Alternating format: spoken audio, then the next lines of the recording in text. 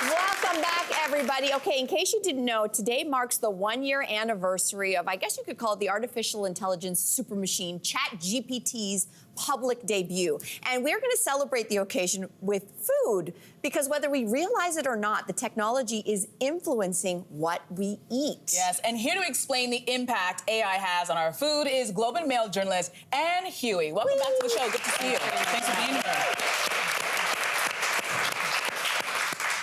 Technology has certainly changed our relationship with food a lot over the years. And we all order meals now, for example, through our phones, and they get delivered right to our doors. But what are some of the ways we may not realize its impact on the culinary world? Well, I don't think it's a surprise that AI technology is already being used in, say, the food manufacturing process, automation. It's helping to make the production of our food a lot more efficient. I think many of us have also seen AI used in customer service. Right. Fast food chains using chatbots to man their fast food window, for instance. But what I think is very interesting and that many people might not know is that AI is actually being used to create new flavors, new dishes. I did not know that. It used to be that in order to come up with a new dish, it was a lot of trial and error. That's kind of the history of cuisine. It was like home cooks or chefs would try things, happy accidents, not so happy accidents, get through a lot of mistakes before coming up with something delicious. The idea with AI is that you can get to that delicious combination right off the bat. Okay, so we're gonna actually dive in and do this. So we have two cookies in front of us. One of them is a recipe that was created by artificial intelligence. The other is created by a human recipe. Both made by humans, but the recipe was AI generated for one of them. This is a taste test. We're gonna try to see if we can guess which one is the AI recipe, okay? So we're going to dig in. Which? This? Nope. Oh, either Left one. No, okay, we'll try one. Okay. This is compelling television, guys. It's compelling. So which one was made by a robot? Oh. The left one. I say the left side, the first one. The right one. Right side. Right side. Right side. Agree. Right side. Why? Because it tastes too perfect. Yeah, exactly. It tastes too perfect. I think that's the right side. Right side. And I think the AI is basic, so I'm gonna go with the cookie on the left. I think that this one tastes perfectly good, but this one seems to have a slightly more complicated balance of flavors. Does anybody know the answer? Anybody know which one? I know the answer. Okay, Yeah. which one is it? The one on the left was the AI recipe. Oh! What? That's good. That's good. That's great. I like that. I like that the human made the cookie that I liked more. Yes. Me too, That me makes me too. feel very calm. That's All right. great. Okay, good. Okay, so we failed our first taste test. So AI can come up with some unexpected pairings that humans haven't ever thought about, like kiwi and oysters. So we're gonna try some fried oysters with jalapeno and kiwi dip. Okay. While we dig in, you talk to us about how the technology works to come up with these flavor combinations. So this is the product of a Belgian company called Food Pairing. They have created this database You're such a of lady. thousands of different ingredients. They've broken them down by aromatic profile, by taste, by texture. And they're able to use this huge database to analyze and scan and find combinations that, again, humans might not have otherwise thought to. And they're working with big food companies. They're working with high-end chefs. This was one of their creations. What do you guys think? It's really good. It is good. It's really It's good. really good. It's really You're good. almost finished. So good. I would have never thought of this pairing. This is brilliant. This is really good. They compliments. Oh my gosh. Your mouth is too full to say anything. A little bit. But I will say that, this is just like the AI is the teenage girl version of a sleepover where you try different food combos. That's what's happening. But they're getting it, but this is the thing. They're getting it right off the bat. It's not the trial and error. It's not like, oh, that was terrible, throw that out.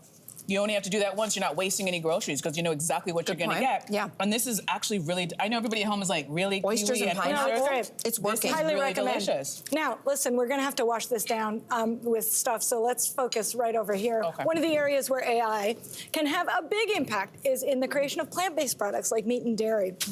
So can you tell us more, Anne, about that and how it was involved in coming up with this dairy-free milk we got right here? So this is a company called Notco. They're from Chile, and they use AI to find plant-based ingredients that can otherwise replicate meat or dairy products. So in this case, they were able to discover using the AI that cabbage extract, that pineapple juice could actually reproduce some milky creaminess. Wow. I'm getting Sorry, pineapple juice? Yes. And cabbage. and cabbage. Wow. I don't know. I had a lot of milk as a kid. This tastes good, but it does not taste like milk. I will say I don't know that I've had dairy milk in a very long time.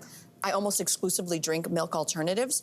This is a really superior non-dairy milk alternative, I have to say. The texture is creamy, it's thick, it doesn't have any of these other funny tastes that some alternatives have. It's fantastic. And as a Hungarian, you know, cabbages are a national food. And to know that now we no longer have to milk the cabbages in order to...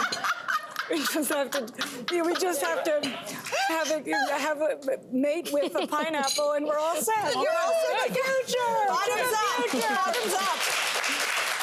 So listen, we said it earlier, you mentioned it, this idea of the trial and error. When humans are making food and recipes, we're messing up, we're trying things, we're throwing things at the wall and see what sticks. So when it comes to humans intervening, so how do humans still need to intervene when AI is coming up with all of these novel creations such as this milk?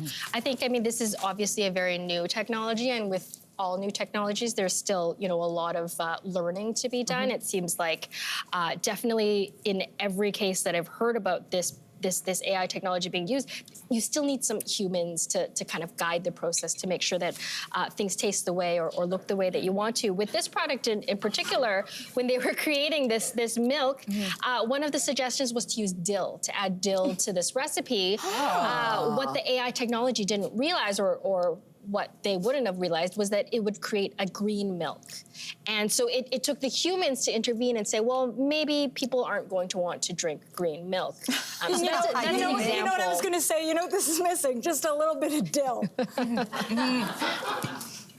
Of course, my mouth is full, but there's been a lot of concern over AI in general. And in the food industry, it could certainly affect a lot of people's jobs, and that's what everybody's thinking about. But what are some other things people should be thinking about when it comes to AI and food? I think that's a really good question. There's obviously a lot of questions about AI in general. It's very new. It seems to be increasingly a bigger and bigger part of our lives. There is, of course, the jobs question. Food jobs are... The food industry creates a lot of jobs in this country. I think that one nice thing about AI is that it has the potential of actually helping to bring us closer to our food, in that, you know, if more of us are going to use this technology, learn how to cook things that we already have in our refrigerator, learn how to make things that maybe work better for us, then maybe it'll get more of us cooking, and maybe that'll actually help, you know, bridge that distance. But I think that, again, to reiterate, everybody that I've talked to when it comes to AI, they still say that humans are essential to the process. And I think that, you know, it really speaks to how important food is in all of our lives. Food is how we show each other that we care about each other. Food is how we, you know, feed our loved ones. Food is something we put in our bodies. It's something we care about. So I think, you know, it comes back to that saying, we are what we eat. Yeah. And, you know, I think that it'll take quite a while before most of us start to feel comfortable with, you know, the food with food being produced by robots. I'm pretty comfortable. You guys keep enjoying. And thank you so much for joining us. This is such a fascinating discussion. Hey there, what did you think? Drop your comments below and join the conversation. And don't forget to like and subscribe so you can find more on everything from food and fashion to pop culture and current events. See you soon.